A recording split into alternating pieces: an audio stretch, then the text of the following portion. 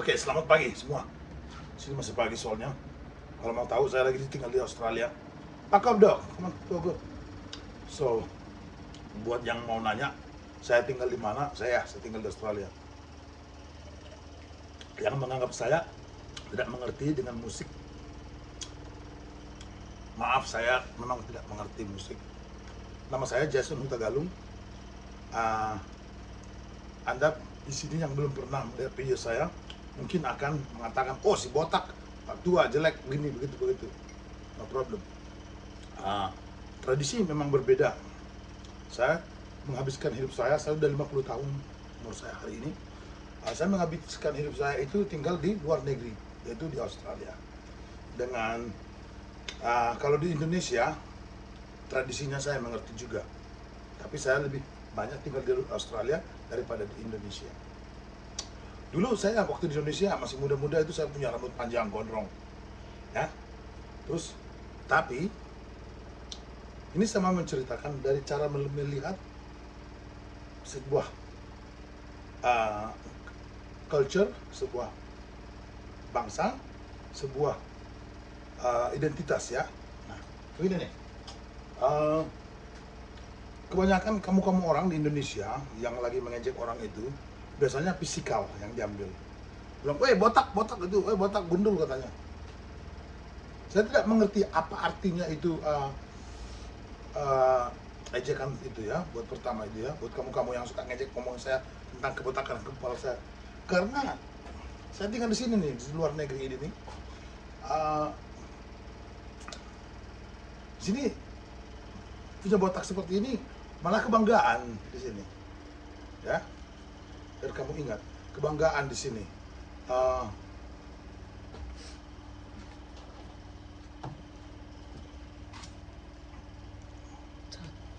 Kebanggaan di sini. Kita tuh orang-orang botak itu malah ditakuti di sini. Karena biasanya yang melakukan itu para gangster, para musisi, para orang atlet yang uh, olahraga tinju apa gitu, ya, MMA. Nah, jadi kalau kamu ngejek saya dengan sebutan gundul-gundul botak-botak itu, pertama saya mengatakan, what the fuck? Saya merasa melihat kamu itu langsung saya melihat ke bawah. Di sana saya langsung mengatakan orang ini goblok, dia minta ampun. Orang kenapa? Saya jujur, saya udah tinggal di luar negeri itu udah lama sekali. Salah satu, saya nggak jarang pulang ke Indonesia memang. Terakhir saya pulang sekitar 2016, ya. Saya memang tidak suka pulang ke Indonesia itu, kenapa? Karena kita itu sangat banyak sekali orang-orang seperti kamu yang komen-komen yang di Voice of Bacopet itu. Apa itu? Voice of tukang copet atau apa itu? Tentang band Bacopet ini. Nanti saya ceritakan langsung ke sana. Tapi awal-awal, mari saya edukasi Anda dulu. Saya jarang mengedukasi orang.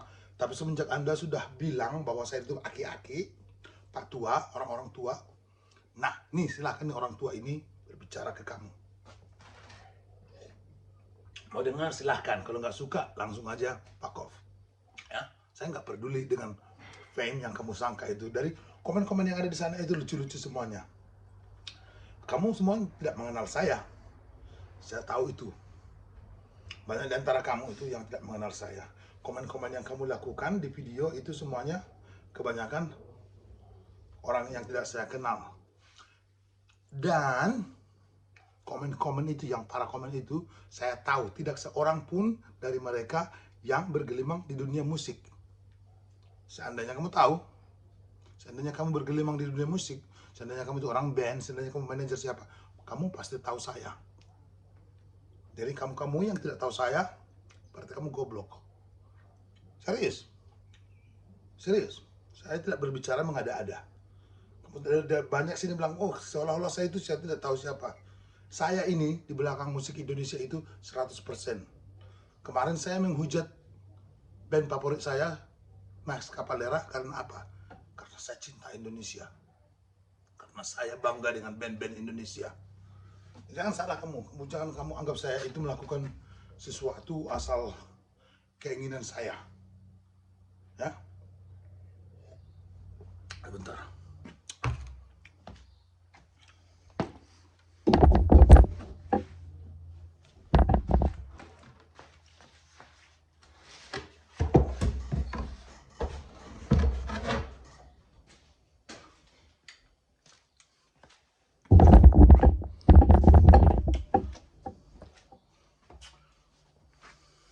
Begini nih, yang jadi masalah buat saya. Ya. Kalian itu yang komen di sana, saya tahu tidak seorang pun dari kalian yang bermain di musik, yang ada hubungannya dengan musik, yang ada hubungannya dengan dunia internasional. Ya. Kalau yang kamu-kamu orang yang mau mendengar atau mau berinteraksi dengan saya saat ini, saya akan ladeni Anda berinteraksi tentang apa yang terjadi sebenarnya di dunia musik Indonesia. Ya. Jadi nanti akan saya buat lagi lanjutannya. Tapi hari ini saya langsung aja mengatakan. Ini dari ini nih part kedua ini nih, part kedua. Saya menjawab dulu beberapa pertanyaan yang aneh-aneh di sana. Ya, nanti part 3-nya terpaksa harus ada. Ini part 2-nya dulu. Kamu orang yang merasa risih dengan komen-komen saya karena kamu orang tidak mengerti sama sekali apa yang kita perbicarakan. Kalau kamu mengerti apa yang masalah ini, berarti kamu akan memiliki wawasan lebih bagus. Wawasanmu, caramu, ya, mengatakan bahwa aku itu aki-aki, tidak mengerti musik, dan sama sekali tidak mengerti masalahnya. Kalau kamu seandainya ketemu saya langsung, ini sudah di wajahmu sekarang. Boleh kamu cek nama saya siapa? Gitu dong. Penjara mana saya sudah lakukan, apa yang saya lakukan, biar kamu tahu saya siapa. Pernah mau dicoba dideportasi dari situ juga udah pernah merasakan. Tapi kamu orang belum mengerti, belum kenal saya. Banyak yang bertanya mengapa saya sangat tidak pro dengan VOB itu, ya. Saya akan menjelaskan satu persatu. Bisa jelaskan dulu satu. Saya itu lahir di Indonesia, ibu bapak saya di Indonesia. Macamkan itu. Kalau seandainya saya mati nanti suatu hari, saya mau dikubur di Indonesia, ya. Ini langsung aja kita berbicara. Kecintaan saya kepada Indonesia itu tak akan bisa Anda bandingkan. Seumur hidup saya ini, saya sudah mempelajari kecintaan kita itu ada apa dengan Indonesia, kecintaan kita itu dengan Australia ada apa. Saya mengaku memang saya orang Indonesia, tapi saya memang sudah merasa jadi orang Australia.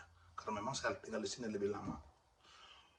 Masalahnya, masalah utama dari orang-orang Indonesia itu adalah kebodohan. Kebodohan berjamaah. Sayang sekali kebodohan berjamaah.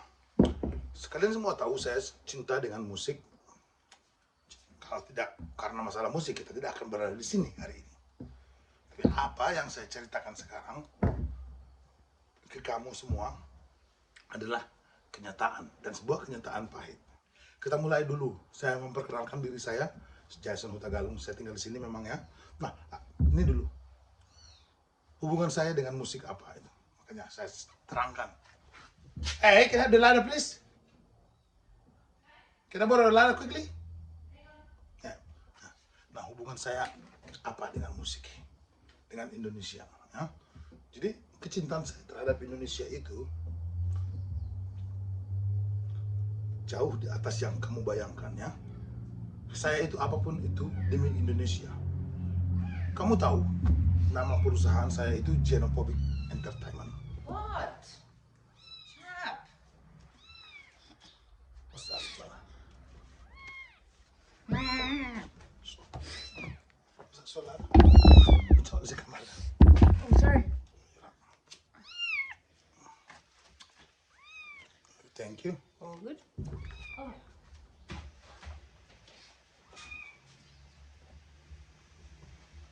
Nah, itu contoh satu lagi itu orang berbahasa Inggris di sini ya. Jadi kalau yang bertanya-tanya, seandainya saya tidak menganggap saya tidak tahu sesuatu itu, ini saya nih.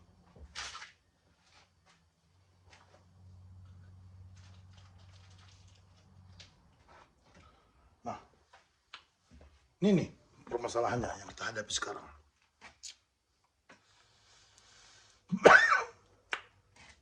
Ya, saya batuk. Buat kamu-kamu yang goblok, tidak mengerti kenapa saya batuk. Yang mengerti sudah tahu hubungannya. Nah, sekarang begini nih. Kebodohan yang Anda tunjukkan kepada saya ketika saya berkomen tentang band yang namanya FOB. Ya, nanti akan saya balas kalian satu persatu. Tapi ini nih, kebodohan yang kalian tunjukkan hanya mampu menyerang pribadi saya. Ya kan? Lihat saya seperti, orang tua, kakek-kakek, aki-aki. Jangan salah kamu bahas pribadi, bahasa pantun Indonesia, bahasa apa namanya? Kota-kotanya yang mengatakan tua-tua keladi, semakin tua semakin jadi. Mengapa saya semakin jadi? Mungkin karena saya bosan dan malas melihat orang-orang seperti kamu. Jelas? You fucking understand? Nah, if you want to know, I use English every day. Saya berbicara bahasa Inggris setiap hari. Jadi saya tidak ingin itu mau pura-pura, mau coba-coba mau jadi orang Inggris, saya bukan. Ya, kalau kalian anggap yang bertanya saya siapa? Ini saya Jason Huta Galung, tinggalnya di luar negeri. Ya.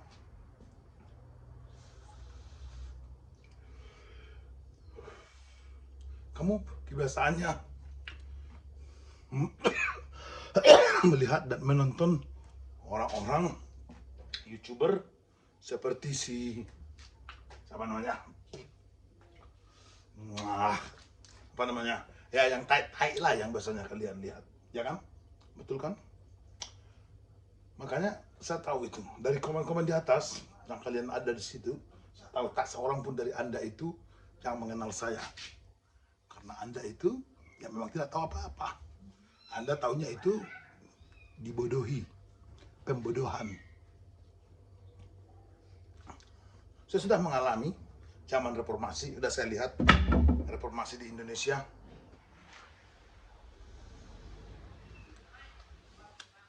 Saya sudah melihat apa-apa dan ada apa di Indonesia itu. Saya sudah melihat talenta-talenta dari Indonesia. Nah, ini nggak nyangka nih, puluhan tahun sekarang ini saya akan berbicara kepada kalian. Waktu saya dengan Pak Eben, almarhum, rest in peace, innalillahi wa inna ilaihi rajiun, kalian tahu bahwa dia dan saya memiliki dan bertukar pikiran tentang Indonesian musik. Kalau Anda yang tahu saya, apa hubungan saya dengan Pak Tua atau Pak Eben almarhum, saya tidak mau memanggil nama beliau di sini karena itu bukan urusan apa namanya yang saya jawab ini sekarang, itu bukan tentang dia, tapi memang iya banyak tentang dia karena orang seperti dia itu memiliki visi yang mantap, yang bagus, dan didukung oleh keinginan yang kuat. Camkan itu. Camkan itu. Ya, kalian ingat itu apa yang saya katakan. Saya ini, sebentar ya.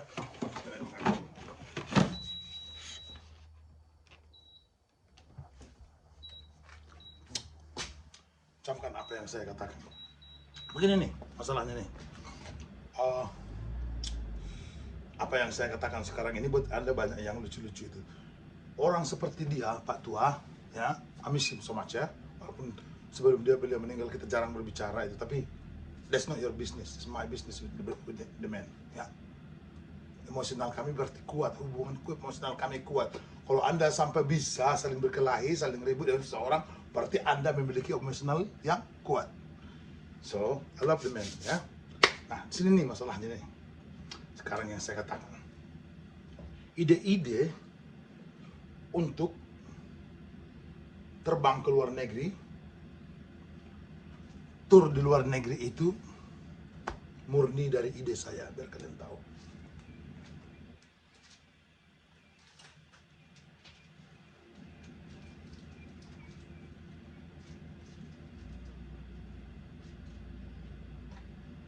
Jika ingin mendengar riwayat dan asal muasal musik Indonesia yang bisa sampai ke luar negeri, saya bisa jelaskan. Karena ini adalah bagian hidup saya bisa jelaskan. Ada yang bilang Rotor. Nah, Rotor pergi ke luar negeri itu bukan sebagai band, sebagai individual. Saya tahu politik luar negeri, saya tahu bagaimana sebuah negara. Saya mengerti karena pengalaman saya yang sudah tua. Jadi saya mengerti politik, saya mengerti imigrasi, saya mengerti ini itu. Jangan salah. Jadi ketika Rotor pergi ke luar negeri, ini nih, boleh saya bertanya dengan mereka. Tanya saya langsung, bisa. Saya beradu argumen. Mereka itu pergi ke luar negeri itu bukan sebagai Rotor, bukan. Itu sebagai individual. Terus sampai di sana ngeband, ngejam, gitu. Itu mereka. Ya, pertanyaan saya jawab sekarang. Terus kamu bicara tentang Superman is Dead. Superman is Dead itu tur ke Amerika, dan ke Australia. Tapi ketika mereka berangkat, kamu tahu turnya itu sebagai apa? Sebagai turis. Saya tanyakan langsung dengan Pak Jerry atau Pak siapa namanya, vokalisnya Superman is Dead. Ingat kita berbicara waktu itu? Kalian berangkat itu sembunyi-sembunyi, saya tahu. Nah, saya bukannya mau mengatakan sesuatu yang tidak bagus tentang Superman is Dead. I love them band, I love them. They're my hero. Ya, I'm not kidding. Tapi saya menjelaskan satu persatu. Terus siapa lagi? Sigit. Sigit takut dia kalau ketangkap dia lagi manggung kena imigrasi. Mereka itu datang ke Australia bukan sebagai artis. Nah, kita berbicara di sana. Ya, datangnya itu bukan original. Ini mari berbicara sekarang ini. Kita mari berbicara tentang fakta dan kenyataan. Kita mulai satu persatu dari sana.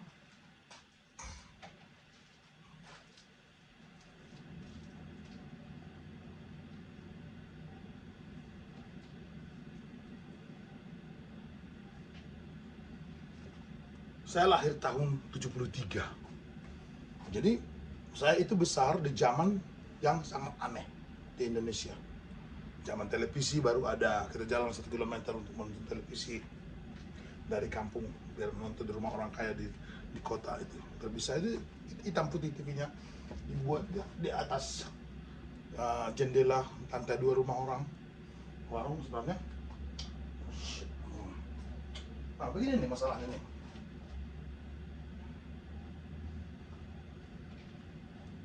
Saya lahir 70-an ya. Jadi zaman saya itu zaman berbeda. Saya masih ingat ada satu itu program dari TVRI namanya ACI, Aku Cinta Indonesia. Maafkan dengan saya itu lahir dan besar terdoktrinisasi untuk mencintai Indonesia.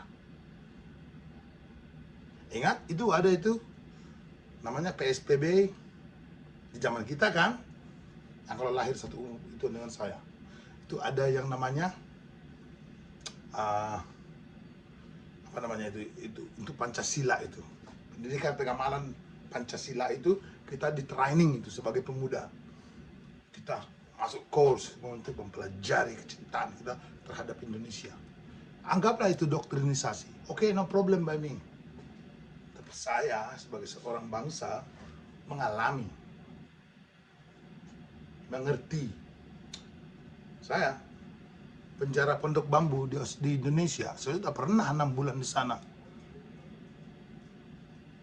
Jadi kamu pikir saya itu bukan orang tidak tahu apa-apa? No, saya pernah di penjara di Pondok Bambu itu 6 bulan. Ya. Memang saya datang dari gunung saya, tapi gunung itu adalah tempat lahir saya dan mengabdi kepada Ibu Indonesia, Ibu Pertiwi.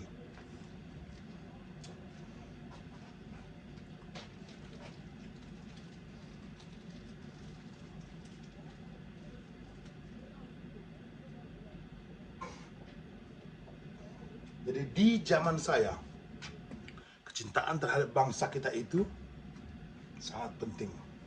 Ya, ini saya tidak mau tertinggal dengan apa yang saya katakan, saya akan ceritakan dengan jelas asal muasalnya ini. Saya tidak berencana untuk berhenti untuk recording, jadi tunggu sebentar, harus bersabar.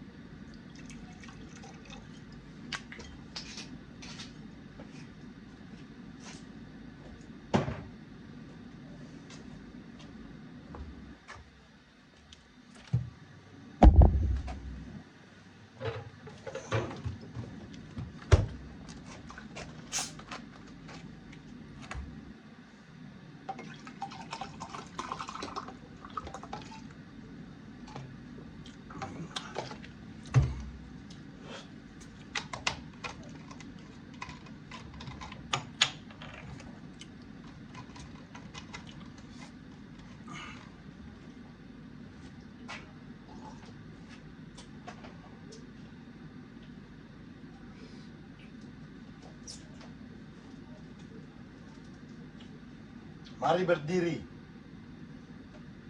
Saya lagi di base camp yang baru. Di base camp kedua ini, di kota ini. Ah, shit! Selayo! Nggak bisa ngerokok, bentar, untuk dulu. Nah, begini nih. Saya itu lahir dan besar didoktrin dengan Indonesia, Arab Indonesia. Ya. Jadi kenyataan-kenyataan pahit yang saya lihat sebagai bangsa Indonesia itu ketika melihat sebuah kebodohan yang datang dan berasal dari bangsa sendiri.